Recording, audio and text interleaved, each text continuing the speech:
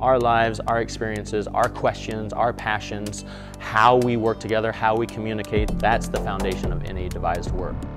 Devising, or a simple definition of devising, is collaboratively, collectively creating a new piece of work for the stage that doesn't begin with a script. So in traditional theater, we usually start with our script, and a single playwright writes the play, gives it to a director who will then cast the actors, hire designers, and produce the show. A devised piece, though, often starts with a group of theater artists who are interested in an idea, a question, and they start from there, and they collaboratively, collectively build the piece. And literally anyone can devise. I've worked mostly with college students. I also do professional devising with adults. I've trained high school teachers. I've trained high school students. So anyone who has a passion about creating new work for the stage can find colleagues, can find collaborators, and get together and create new work.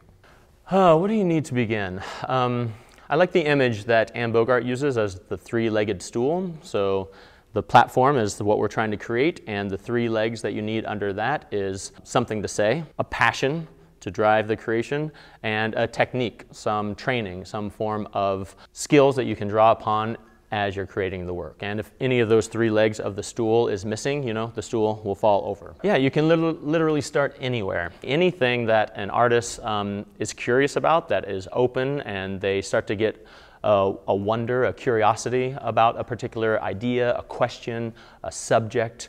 Anything can launch that first spark of curiosity that then might translate into the beginning of a devised piece.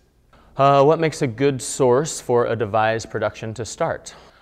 I think a question, and literally that question can be about anyone or anything.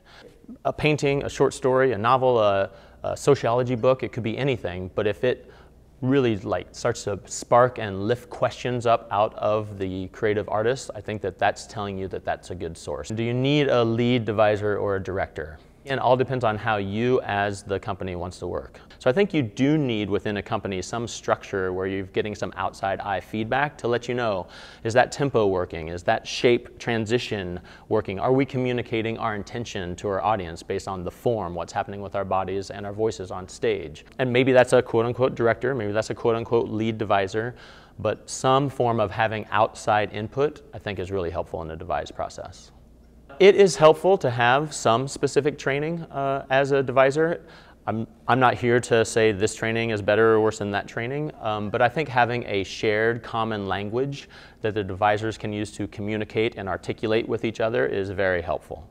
There are a number of really helpful resources if you want to do some reading and some research before you launch into your first devise process. One that I consider kind of like the Bible of devising for me is Sheila Kerrigan's book, The Performer's Guide to the Collaborative Process. It's out of print now, but you can still find it.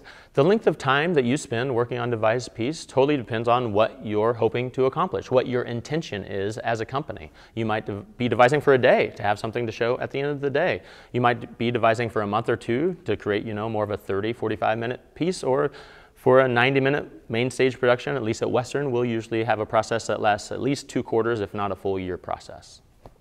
When you're talking about devising, good and bad gets even more complicated, I think. I mean, all art is subjective, right? So the good or bad devised piece really isn't about, does this particular audience member like it, does this particular audience member not like it, but did the artist rigorously investigate their intention? And then what they made, did that communicate what they wanted to communicate to an audience?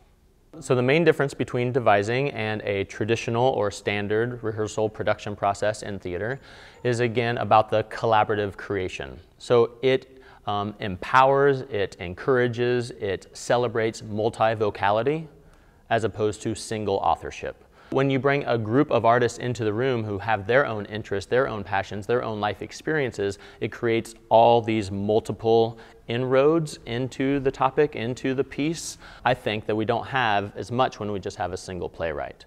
What draws me to devising is kind of twofolds. One, when I'm out working with professional devising companies or working with companies that I've formed, what draws me personally to devising is a chance to bring my voice to the stage. That's one. And then as an educator, I'm very interested in teaching devising because now when my undergraduates leave, they are empowered to go out and make their own work. One of the things that I love about devising is that it literally celebrates failure. So in any devise process I've ever been a part of, there is always quote-unquote failure. And it helps us retrain to think there is no such thing as failure, there's only information. So it really gives us an opportunity to understand how we learn from that quote-unquote failure, from that information, and how we use it to take our next step forward.